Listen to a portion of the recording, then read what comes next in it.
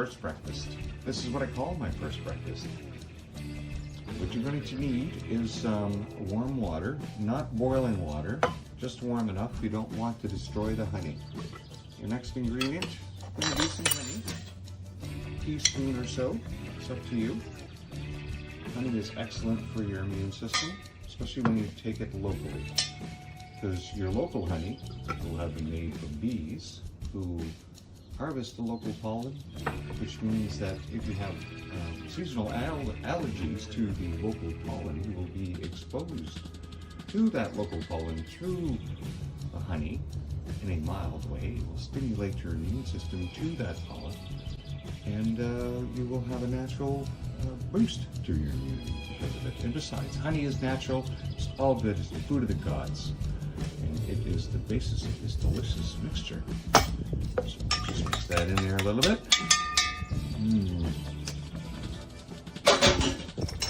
Next, cinnamon to taste.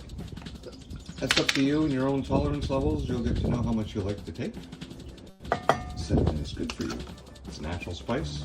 It's good. Next is going to be half a lemon.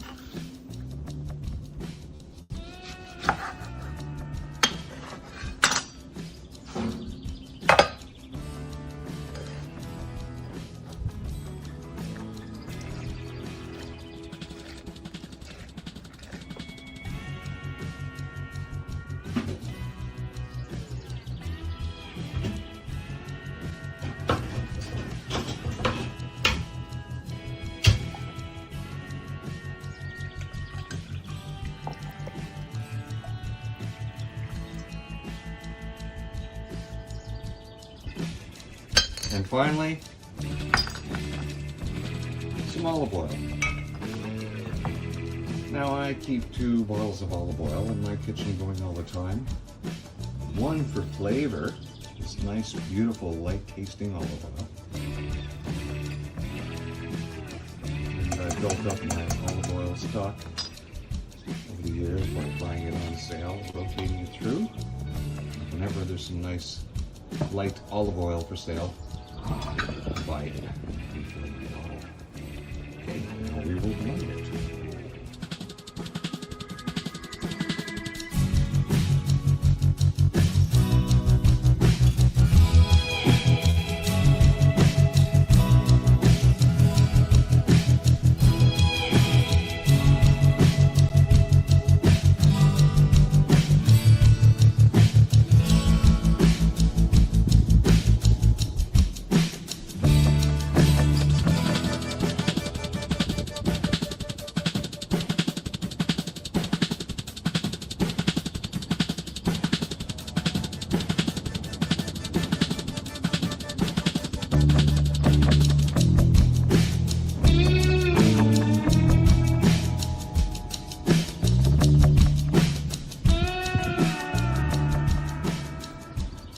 And voila, first breakfast. Beautiful immune boosting boost. Boosting boost. And of course, you've got some olive oil in there, so that's some beautiful protein to get your day going. All right. Well, as you can tell, I made this first thing in the morning and I'm a little tired, but this will get my day going. This has been First Breakfast. We'll see you next time. Bye-bye.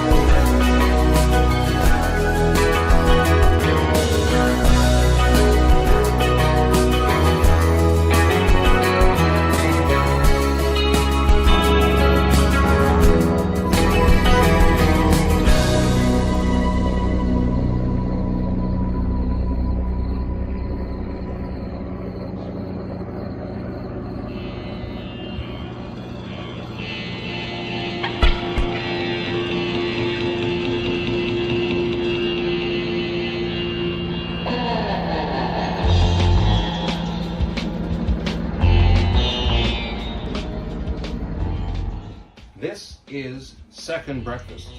This is the second breakfast I have pretty well every morning. It really is very healthy and very simple to make. And I especially like it in the summer because it also helps for dealing with my weeds. Obviously, these are boiled eggs. I prefer my boiled eggs to be boiled for 7 minutes. That gives me a nice soft boiled egg, because I like my eggs runny. Now, once the eggs are boiled, I quickly give them a cool down in some water and peel them, and then I will put them with a little bit of butter and toss them in the butter, and then put some pepper, cracked pepper, and a bit of salt for flavor. The salt is up to you. And some turmeric powder. The turmeric powder, along with the cracked pepper and a fat medium, a healthy fat medium, together activates these three items to give you a really good healthy benefit. Especially the curcumin in the turmeric needs the fat and the black pepper together to give you the full health effect. Now, of course, I have this with a black cup of coffee, and for some reason, the taste combination of the turmeric, the black pepper, a pinch of salt, and the butter, and the eggs, the runny eggs, and the black coffee all together is just absolutely sensational. Coffee, that is, if you can still afford it at today's prices. So, whenever I do boiled eggs, I have these handy things that I found. There's various different types that you can find out there. These little basket holders for your eggs. You don't need to use them, they're just very handy. Now, I find if I get my water up to boiling, hard boil, sometimes you will get some eggs, especially if you're buying large eggs that are basically the cheapest ones you can find on the shelves. They have some additional little subsurface cracks in them. And in order to keep your eggs from cracking from the sudden exposure to heat, what I will often do is, just as I start seeing some bubbling action happen in my water, I'll just remove it from the heat and let it chill down just for a couple of seconds. You can pretty well tell. I mean, if you had a rolling boil, you might have to wait 15-20 seconds or so. But that's just, you know, if you don't mind getting your water dirty and all full of eggs and runny eggs and stuff. So here we go. Oh, there we go. We didn't actually break our eggs in the boiling water. Excellent. So now we'll just let that boil.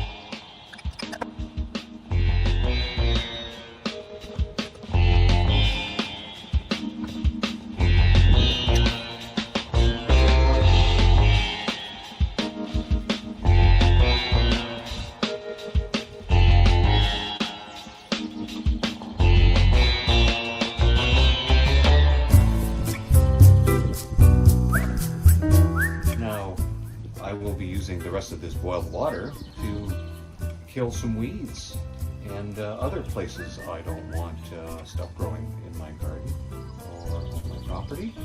It's a freaking easy way to get rid of your weeds. All right.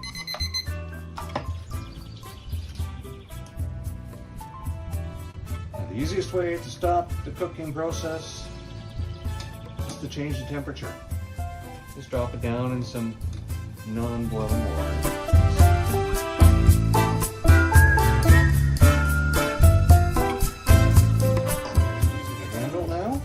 Too hot.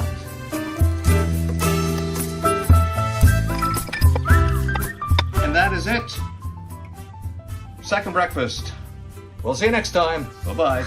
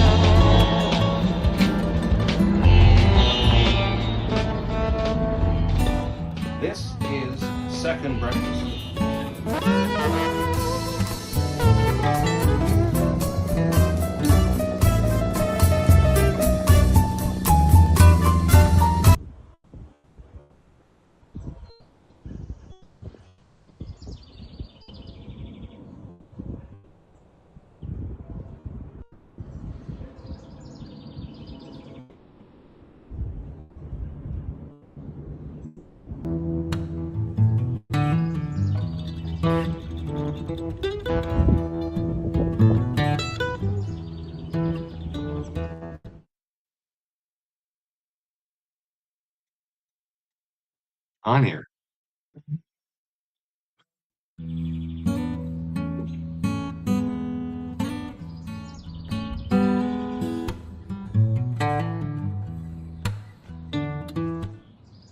On here. Sorry about that.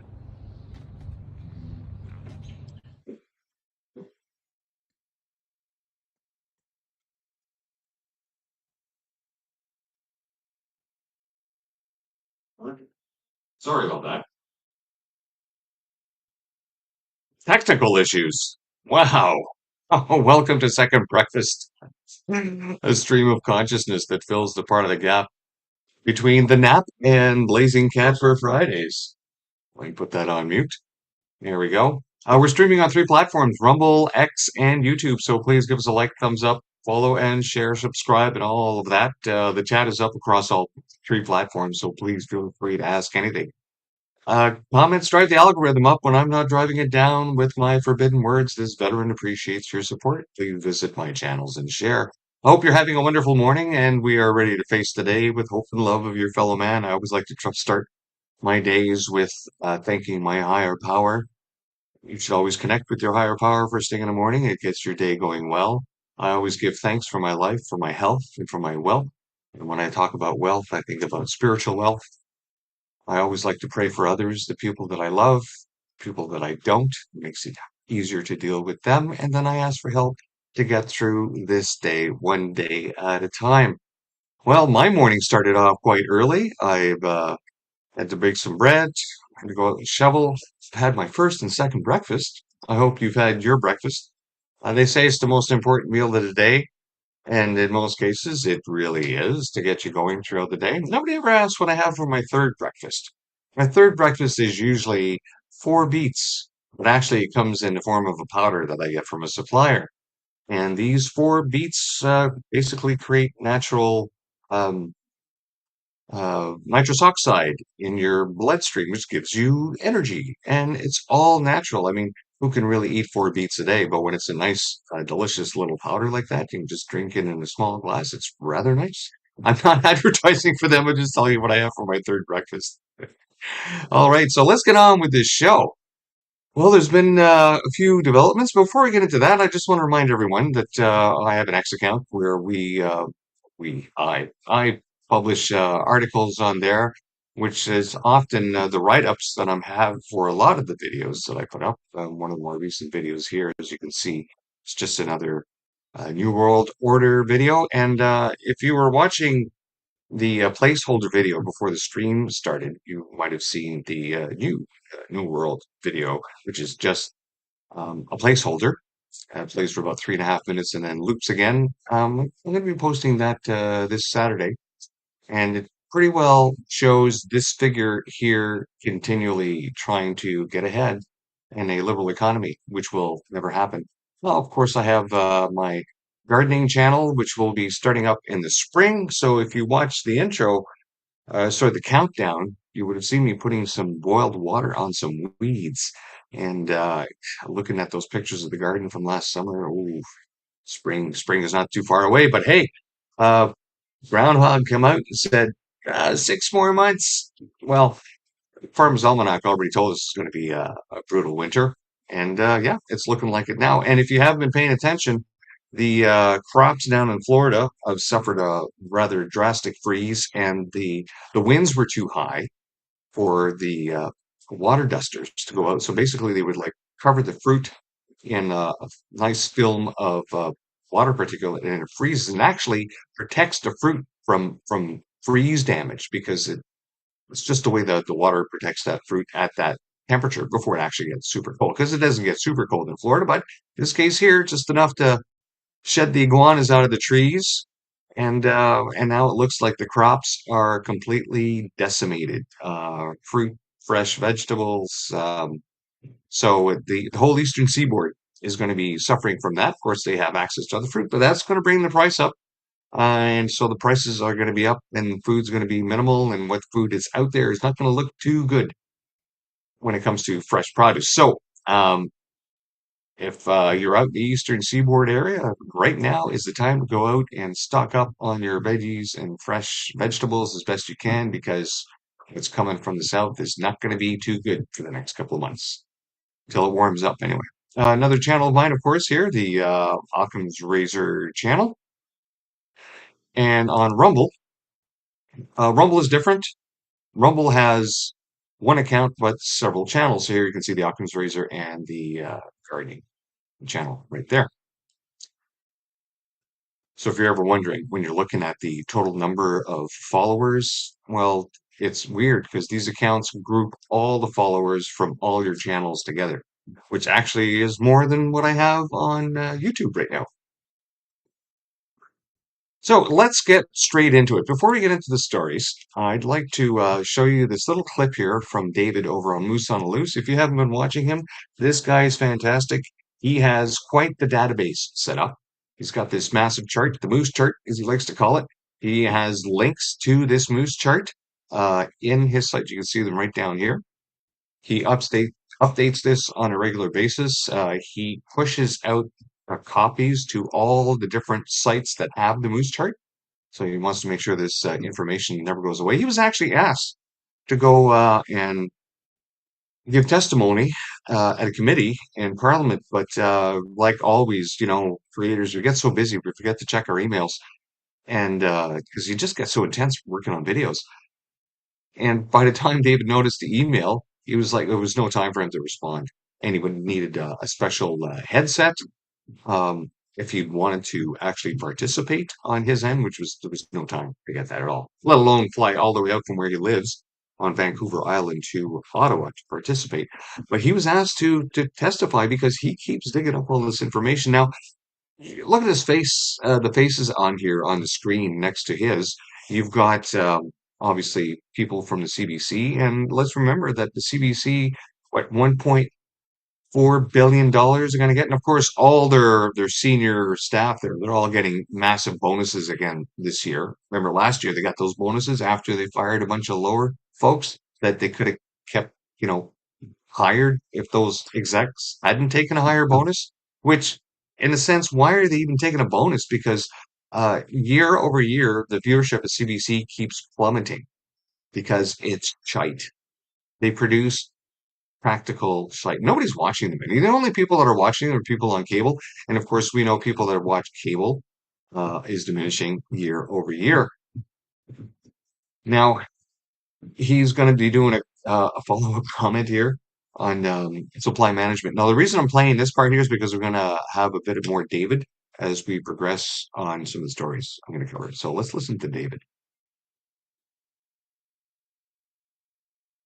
Carney's not going to do that. There's no way Carney's going to do anything that negatively influences his political career. He doesn't care about Canadians losing jobs. There's not a chance Mark Carney touches supply management, though. There's way too many ties. I mean, Marc-Andre Blanchard, Carney's chief of staff, and Michael Sabia, the clerk of the Privy Council, both have histories at the CDPQ. CASE, which is invested in, as we see from their 2024 annual report, in Brookfield, in 3 different Brookfields for millions of dollars. CDPQ is wrapped up with Brookfield, Carney wrapped up in Brookfield, and these guys, Carney's buddies, wrapped up in the CDPQ. Marc-Andre Blanchard here getting his variable compensation. I pulled this right off their annual reports for years afterwards. He just quit last year, so he's still got a couple years of this compensation he's still going to get. There's no way they touch supply management. For those reasons, also politically, there's just not a chance. And I'm sure there's some way to negotiate around this, but clearly Carney wants the boogeyman for the election. But that's not all. We've got CBC to talk about as well. So we've got more Epstein files. People are going through this. We've got Canada Proud posting this one. Newly released documents from Epstein reveal invite from Jeffrey Epstein to attend a dinner in Edmonton with an employee of CBC News Edmonton in November 2009. A special 5-course meal. I would love to see you bid on it. Please feel free to forward this email along to any bidder types you know who would love to eat great food for a good cause. Auction ends soon. This Thursday, 3 p.m. Regards, somebody at CBC News Edmonton. Interesting, that's in old Joffrey Epstein's, I was going to say Eggstein's emails there. Yeah, so I can in fact say Epstein's name time now. I've had some of the censorship lifted on my channel. I still can't show stuff that's going on in Palestine. I figured that one out recently. And we've got another one here from CBC Edmonton. This one's got the name at the top, Jeffrey Epstein. gvacation@gmail.com is his email that we see throughout a lot of these Epstein files. This is going from, once again, CBC News Edmonton to Jeffrey Epstein. Hey Jeffrey, how are you? I thought it might be fun to send you this. I'm hosting a dinner at a really great restaurant here in Edmonton for charity, and I thought, you never know, Bush was just here, maybe you'd book a dinner in Alberta to use whenever you want. I know how much you love restaurants. Last year I raised $2,000 for a lunch or two, and this is dinner for four. 100% of the proceeds will benefit the United Way, Sign of Hope, Christmas Bureau of Edmonton, etc., etc. Why are they directly messaging Jeffrey Epstein? Who is this? We've also got this photo of Rosemary Barton and David Cochrane going around. I believe Tamara Leach took this photo while Pierre Poilievre was giving his speech, and he was giving his speech on this side of them. So they turned their back to Pierre Poilievre. Apparently, that's what I'm hearing. And then Cochrane and Barton wanted this photo to get taken down. I guess they saw it while this was going on live. It's just such disrespect. You're at a convention, the leader's giving a speech, and you're not even watching. That's not.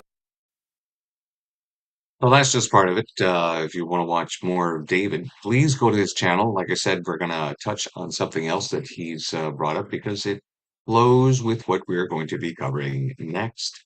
Now, if you haven't seen this, I have covered some vaccine-related stuff yesterday. Now, of course, the Health Canada has gone and sealed vaccine injury files for 15 years. 15 bloody years. I'm not surprised. I'm not surprised at all. That's why I noticed that this here is this beautiful post here by Free Alberta. Evil. Pure, unadulterated evil. Yes, this is the face of evil, people. Why are they hiding this? What has Mark Carney got to hide? Really? Well, we know all the information that's coming out. The thing is, though, is they can hide these records, but they can't hide the injured. They can't hide the people that are dying from it. They can't hide the fact that the policies are still sitting in place, especially with the Canadian Armed Forces. You still need 3 jabs just to deploy. It's insane. Now, what does Carney have to cover up, really? So here's something that Dan Dix put together. Um, he's been working as an independent journalist for a decade and a half at the very least. He's got a lot of footage. If you're not following him or watching him, you really should. Let's listen to Dan. Through every rainbow. This just happened, and it's a huge game changer. A 22-year-old woman named Fox Varian has just won $2 million in a groundbreaking malpractice lawsuit. She's the first detransitioner case to go all the way to a jury trial and win. This is a landmark bombshell that should send shockwaves through every rainbow-washed clinic and every white coat predator, because a jury in New York looked at the horror show and said, "You're all guilty." Detransitioner wins $2 million malpractice suit in major legal victory.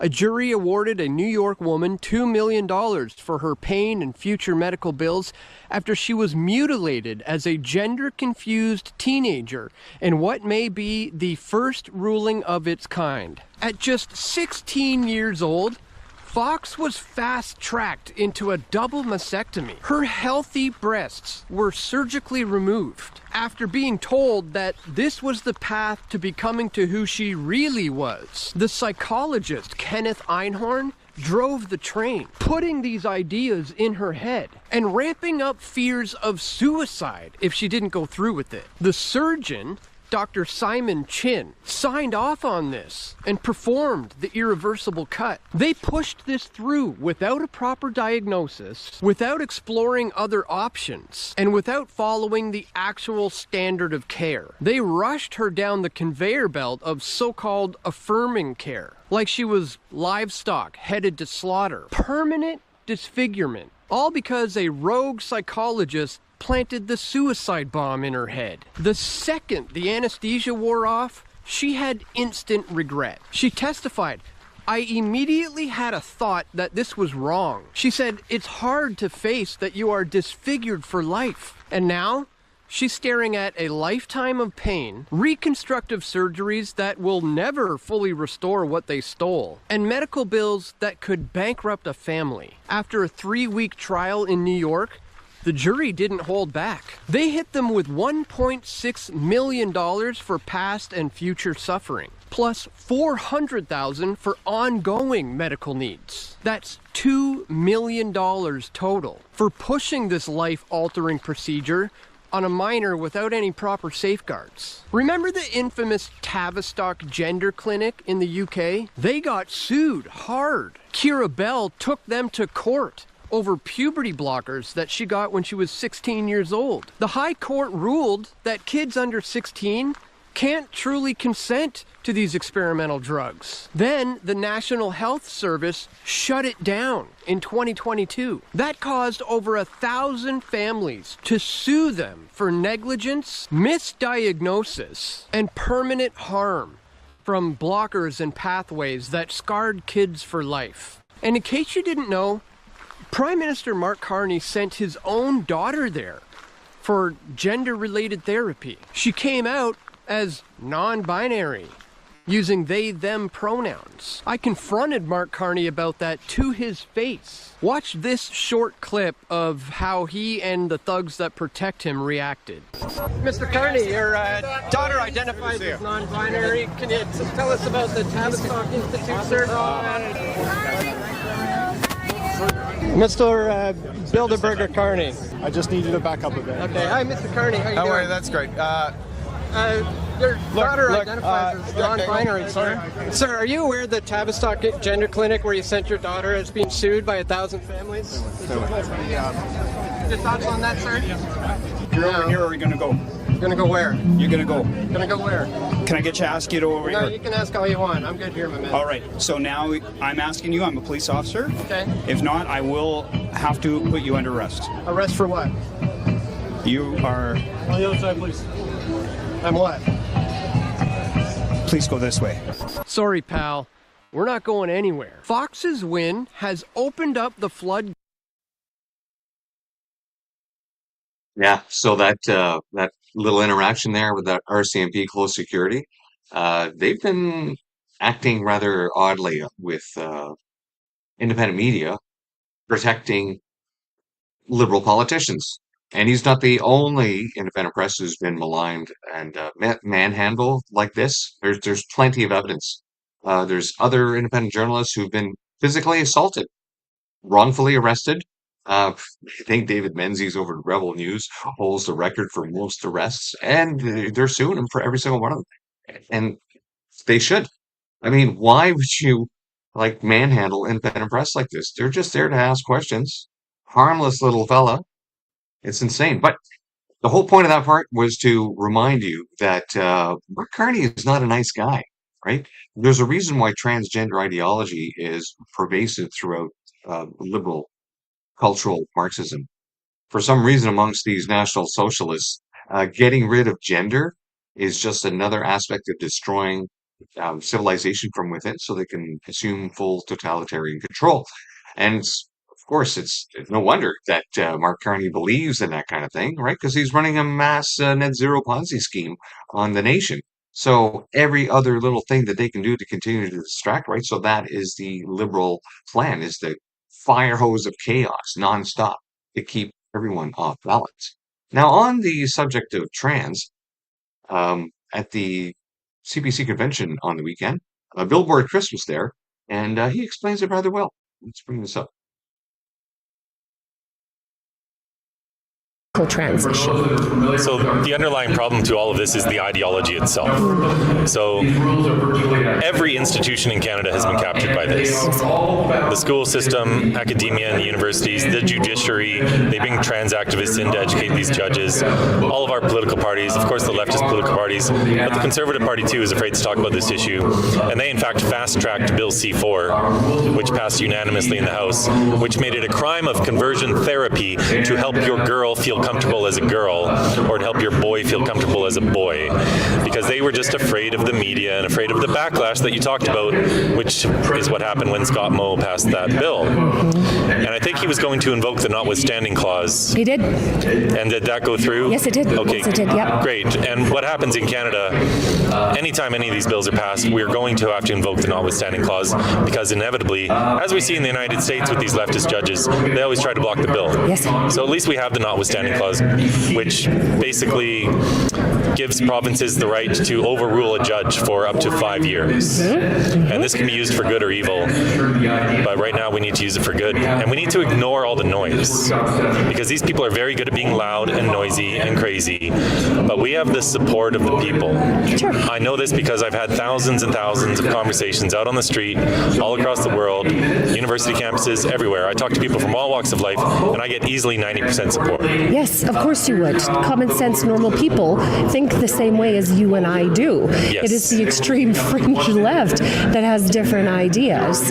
But when it comes down to it, Chris, who do the children belong to? Do they belong to their parents, or do they belong to the state? Like, just for the record. They belong to their parents, and parents have the fundamental right to direct the upbringing, education, and healthcare of their children, not the state. Amen. And this is And that's really what it comes down to in every oppressive liberal policy that we have, is that the state believes that they have full control over you, that they treat you like slaves, which is why they had no problem with turning people into second-class citizens during the COVID stupidity. So we ask, what does Mark Carney have to hide? Hiding injury, and I don't think it's just the vaccine records. They're hiding all drug information as well, because they've been pushing these harmful drugs into kids. And of course, there's probably some studies coming out on those. And let's hide those for 15 years. We can't have that coming out in public, along with all the other stuff that we've done this dastardly in Canadian society under us. So, of course, a lot of people here wondering why the CBC is not covering the Epstein files that actually has Prime Minister Carney in them. And of course, Trudeau mentioned in them, right? But no. Let's talk about Minnesota. Let's talk about Trump. Now, here's because we did that little prep with David before. Let's listen to this part here. Really any smoking guns that I found here. There are a few pieces of information. So the biggest thing I found from these Epstein files regarding Mark Carney is this. We've got a letter here from a whistleblower. This is Mark Anthony Taylor. Now, this guy alleges a bunch of stuff in here. We've got Mark Carney noted here. It says, it is noted that Andrew Bailey and Mark Carney are being investigated for the LC&F scandal. So Andrew Bailey took over for Mark Carney as a governor, Bank of England, and the timing of that is very interesting, which we'll get to in a bit here. But what this is talking about, LC&F scandal, is this here. So London Capital and Finance. This is the financial collapse in 2019. Caused $237 million in losses for 11,600 investors in the UK. These were basically sold as high-risk mini bonds. They were marketed towards inexperienced savers and retirees. And this whole thing blew up as a Ponzi scheme. It was ruled in the High Court in 2024 as a Ponzi scheme. An independent Gloucester report published in December 2020 heavily criticized the Financial Conduct Authority, the FCA, who Andrew Bailey was ahead of, by ignoring multiple red flags and failing to supervise the firm effectively. What the whistleblower Mark Anthony Taylor is alleging here is that Jeffrey Epstein had his ties in Parliament in the UK, as well as in the banking system, as well as judges, to all protect Epstein. Epstein had corrupted all these different pieces in the government, leading to this financial collapse. Mark Carney was the governor of the Bank of England during this time. It basically sheds a light on Mark Carney's incompetence. Mark Carney called out by the whistleblower here. Andrew Bailey and Mark Carney are being investigated for this scandal. So how this breaks down a little bit here. Andrew Bailey of the FCA, it's alleged that Jeffrey Epstein blackmailed him and also blackmailed Parliament into appointing Lisa Osofsky, the director of Serious Fraud Office, so no one would investigate Jeffrey Epstein. And with that, there was 1,200 emails to Jess Staley, who was brought on as the CEO of Barclays to protect Epstein in 2015, who was later forced to resign in 2021 because the UK regulatory investigation found he mischaracterized his relationship with Epstein. The whistleblower alleges that Jess protected Epstein, as well as Lisa brought in due to blackmailing. Epstein blackmailed Andrew Andrew Bailey. On the other side of it, the letter states here that the whistleblower has 2 restraining orders against him from Judge Worcester, which is a lower judge, and suggests that a higher judge on top basically provided a shield. That's what it suggests, that Lord Chief Justice Ian Burnett was alleged in the loop, so protecting the lower judge to put the restraining order, and then that gag order then protected Mel Stride, Chair Treasury Committee, for burying evidence in Parliament, blocking investigations, and silencing the whistleblower. This is all to protect Jeffrey Epstein. You can see straight off this whistleblower email here, clearly according to the FOIA responses I received from the TSC, the blackmail emails from Epstein should have been enough to have Staley dismissed in 2015 and would have given substantial context to my emails held by JP Morgan. The TSC has held the Epstein emails now for 5 years, and no MP or civil servant did the honorable thing and demand FEC investigate. So he's saying that they didn't investigate because they're all in on it to protect him here. So ultimately, Mark Carney's wrapped up in this, according to the whistleblower, that he failed, his leadership failed in not being able to protect citizens from this financial collapse. He should have had more oversight into this. This scandal here doesn't exactly leave the nicest stain on Mark Carney's record. Now, what's really interesting about all of this is the timeline. We can see this letter was sent February 23rd, 2020. Andrew Bailey took over from Mark Carney as governor of the Bank of England. Mark Carney stepped down 1 month after this whistleblower letter came out in March of 2020. So very interesting. I don't know if there's anything else going on here, but it is a lot of interesting connections we have here. We got one other tie here, Embrandt posting. So Reid Hoff. Indeed, the most interesting man in the history of Canada, seems like, wrapped up in so many things, using our treasury to make himself rich, fulfilling his net zero Ponzi scheme dreams. And as you can see, and this is not the first bit of records coming out, there's been plenty of other people that mainstream media have ignored, basically warning us that Mark Carney is a disaster. He was a disaster, as you can see there in the UK, and he has been a disaster for Canada so far. Maybe that's why people are finally coming out in the streets and starting to particularly target him in protest. And it's no wonder, of course, that the Liberals want to bring in all kinds of draconian, authoritarian, totalitarian regulations, rules, and legislation to ban free speech everywhere under harm. Let's reduce the harm online, make it more safe. And was it Mark Miller yesterday yabbing about people causing mischief online because, they can't be controlled, which is basically what he's saying. Because they just hate the fact that you can't control anything. But one thing the federals can control is not releasing documentation. And they've been pretty good at that. And then when they do release it, it's usually heavily redacted. Because, as always, criminals work in the dark. That's why you need to seal your vaccine documents for 15 years. There's a list here that Holly Doan has of other departments where they've been waiting for documents for years and years and years. No, 2 years. Like, why should anyone accept this? You go, well, these other departments, they take that long too. No. What the hell's going on? Besides, with AI and search engines and everything being digital, why does it take so bloody long? Oh, is it because people have to review it and make sure that there's nothing sensitive that goes out? Well, guys, you can also run an AI program to do this. And just an excuse for saying it takes too long to get documents to give it to you is not an excuse at all. You're just hiding stuff, burying it under mounds of paperwork. That was their excuse for the 15 years on the vaccine injury stuff. Oh, we've got millions and tens of millions of pages. And so you're not going to hide your crimes in bureaucracy. Now, when I went through all these here and I looked at them, the one here that's 27 years for PSPC, it has to do with the government using Sun Life as opposed to the current carrier for their health provisions for their public servants and spouses of the military. And it was kind of weird trying to find information what it is they're exactly waiting for, and it's not clear whether this has to do with a 27-year cycle for health, and that's what they're waiting for. It's rather strange.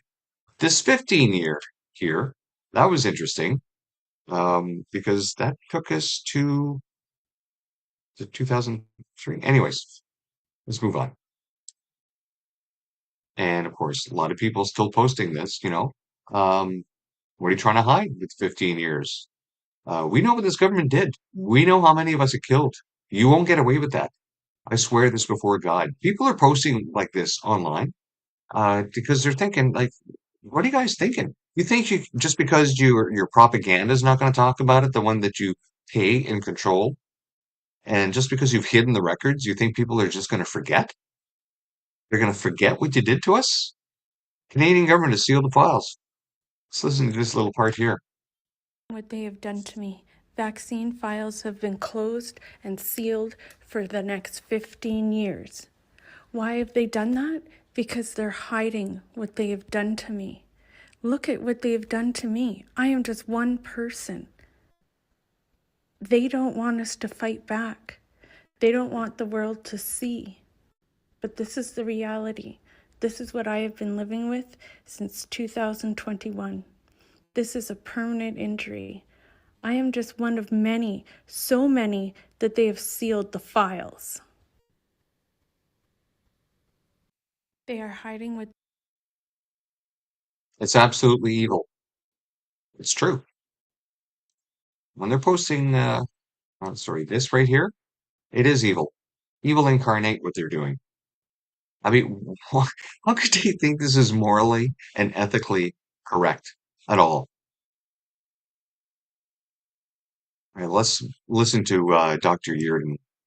He was one of the first guys I started to follow information on when the COVID stupidity was hitting and trying to find out what the hell was in these injections because it was a new technology and it wasn't like the old vaccines.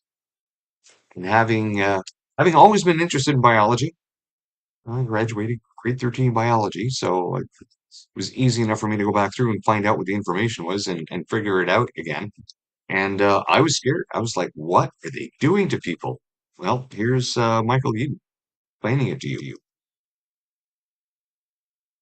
So now I'm going to turn to something that probably of all the contributors only I can tell you, and that's that the design of these molecular structures in the vaccines, the injections, have no other purpose but to injure and kill. It's a huge claim. I've worked over 30 years with colleagues in what's called rational drug design. Every synthetic medicine, that is something not purified from nature, it consists of a series of atoms and molecules and formulations. Every single component in that vial, as it turns out, has to be chosen by a person. They're not there randomly. They're not there as a natural product. Someone decided to put them in there. And you put them in there because you have particular objectives for the drug to be absorbed quickly or slowly, for it to last a long time or not, for it to go everywhere versus a certain area of the body, and so on. When I looked at these, I declare them toxic by design. They are intentionally harmful. Now, I think that fits perfectly with the lie you've been told about a pandemic. There isn't one. The purpose of the pandemic, I think, was to damage the economy, to get us used to doing what we're told under a mock emergency, and to roll up our sleeves to receive these dangerous materials. And I believe in short, if you do nothing and don't speak up and do what you're told, you will lose your freedom and then your life. I think some self-appointed group of very rich people have decided they don't like 8 billion people being on the planet and want it to be a much smaller number. I don't have a copy of the script, but I can deduce what they're doing. So, given the warning I've provided to you, I suggest that you get weaving and start talking to anyone and everyone, and do so relentlessly, because this is not going away.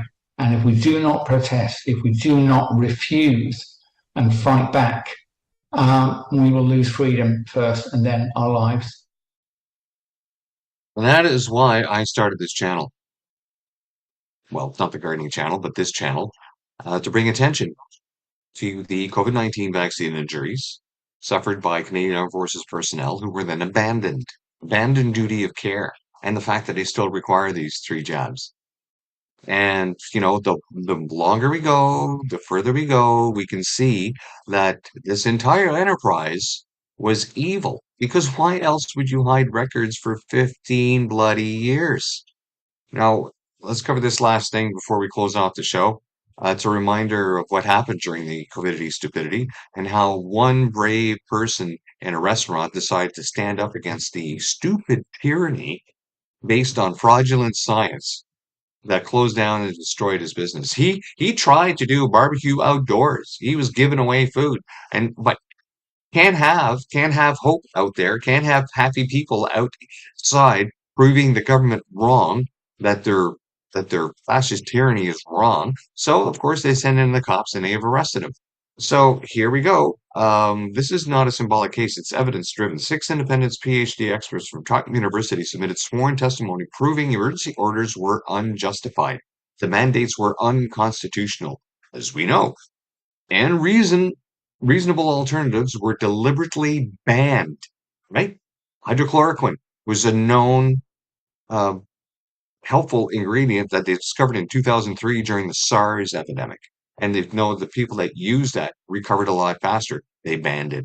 It was known that ivermectin worked, if you watched the show yesterday, or so was that, I covered that on the nap, gut bacteria, right? You know that Vivida gut bacteria is what really stimulates and your immune system. And most people, like 90% of that is gone because of our diet. So we have very little to start with. And the Vivida bacteria was discovered to go to zero in babies. And the babies that were drinking the breast milk of mothers who had been injected with the COVID-19 vaccine. So the scientists who did this was like, oh my goodness. And then they were saying, oh my, so this lack of bacteria in the gut that's being destroyed by vaccines causes various things like autism in children. A host of other health issues. I mean, we are what we eat. Our body was designed to function a certain way, and what we started to do is replace our real food with fake food, like fake fat. We need real fat to replace the building blocks in our body. So when our body starts replacing the cells that we damage and try to fix them, it looks for the materials that we have eaten and consumed. And if we're consuming fake materials, well, it's going to use those instead. And therefore you have health issues. So it's always best to eat better. So the government failed to refute a single expert, no counter evidence, no names, no proof, because that's how they roll, because they know, well, we'll just hide the records. If we prevail, this case sets precedent, not just for Canada, but globally, and vindicates those who were harmed, silenced, or lost livelihoods under lockdowns and forced medical policies. So is this a preview? Okay.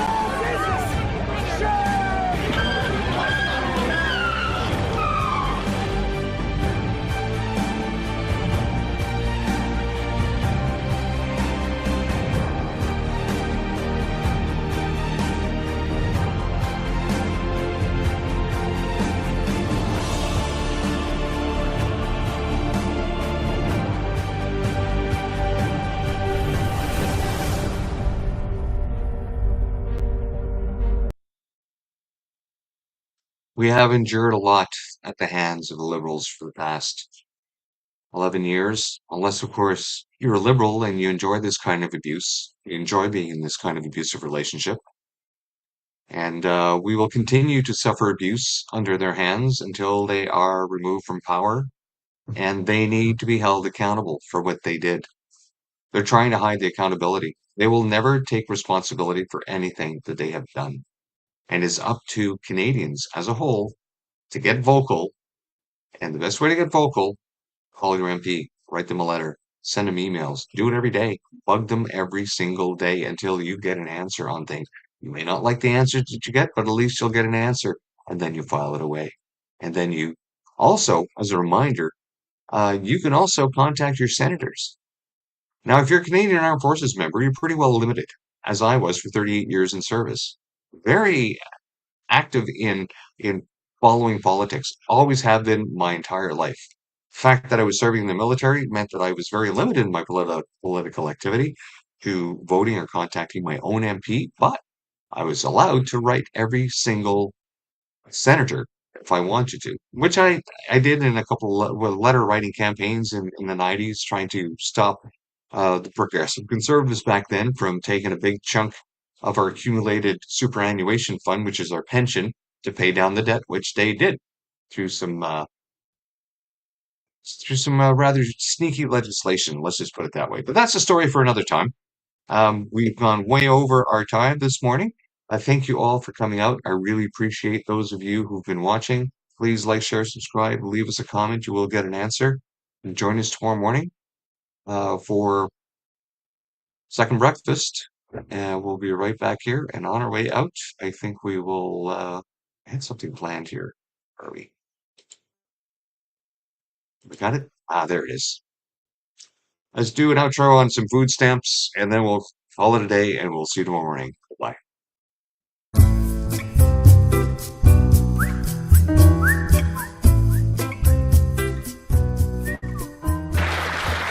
Canadians deserve affordable groceries, but under this Prime Minister's watch, food price inflation is the highest in the G7.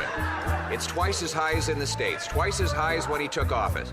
He can't blame global factors when it's rising faster than any other G7 country.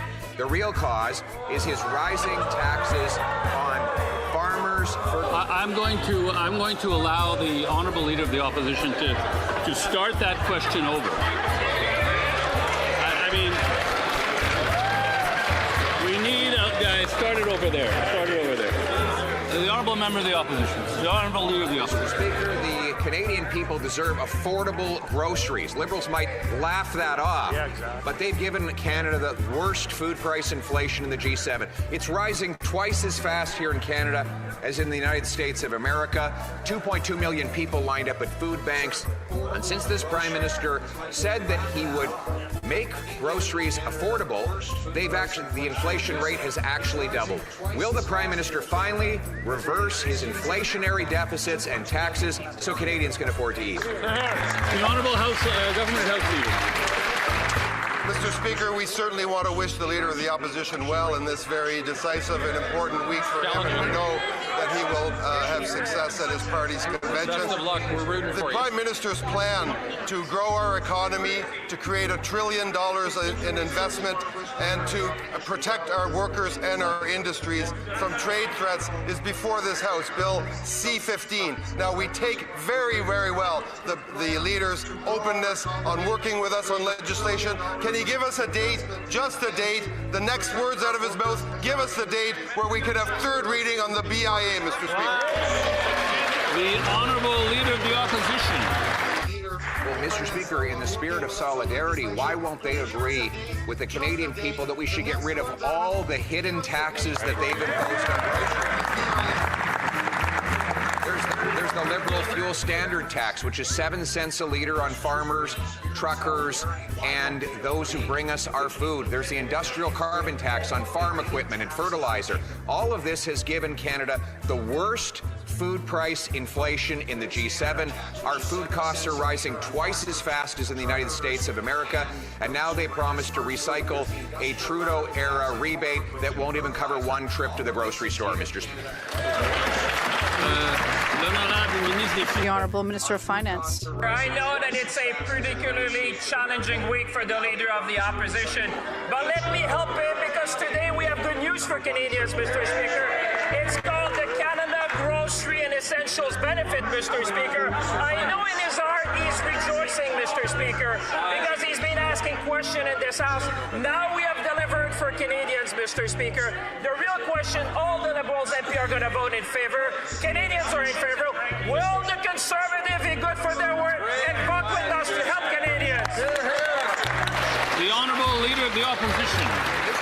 Only the Liberals would look at the $17,600 that the average family has to spend on groceries and say that it's a time to rejoice. They say that Canadians should be grateful that to be lined up in record numbers at the food bank. They think Canadians should thank them for having the highest food inflation in the G7 twice as bad as the United States of America. They think that Canadians should give Liberals gratitude for having doubled food price inflation since this Prime Minister was elected, promising to be judged by the prices at the grocery store. Why won't they reverse their Liberal taxes and debt so we can... The Honourable Minister of Jobs and Family. Mr. Speaker, it's a good news for Canadians who are struggling today. In fact, up to $1,900 more for a Canadian family to help with those costs of living that the Conservatives have been talking about all fall, Mr. Speaker. In fact, the MP from Edmonton, Manning, told a story about Enid, who is struggling with the cost of groceries. Is he going to vote against Enid's desire to have more money to buy groceries? Wow. The Honourable Leader of the Opposition. Mr. Speaker, the reality is that Eden is paying, and his family are paying, a record high price. If Eden is part of a family of 4, that family will spend over $17,000 on groceries this year. That's $1,000 more than they did last year. That's the fastest increase in the G7. And now, the Prime Minister has revived a Trudeau-era rebate, which will let pass, that will barely cover a few trips to the grocery store, while the average family spends $17,000+. Why doesn't the Liberals stop increasing grocery prices by getting rid of their inflationary deficits and taxes on food? The Honourable Minister of Finance. Mr. Speaker, I know that the Leader of the Opposition is a bit concerned about the week ahead, but let me quote a letter he sent us on January 24th, Mr. Speaker. We wouldn't assume that he would be good for his words. He said, if you have other ideas that make food affordable, we will fast-track them, Mr. Speaker. Well, I have good news for him. It's called the Canada Grocery and Essentials Benefit, Mr. Speaker, helping 12 million Canadians. The question we have on this side, will he stand up in this House? Will he be good for his word and support 12 million Canadians that are expecting this government and this House to support them?